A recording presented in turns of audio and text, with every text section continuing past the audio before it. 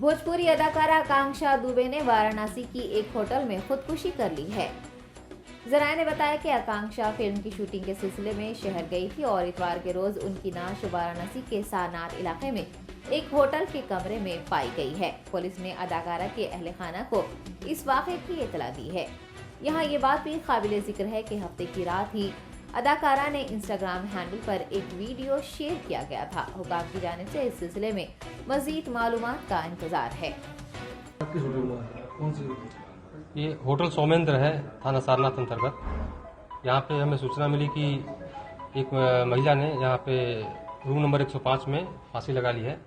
फांसी लगाकर आत्महत्या की सूचना मिली। इस पर फील्ड यूनिट को बुलाया गया और सभी लोग यहाँ पहुंचे तो सभी साक्ष्य संकलित किए गए। यहाँ से प्रथम दृष्टया मामला जो है आत्महत्या का ही प्रतीत होता है।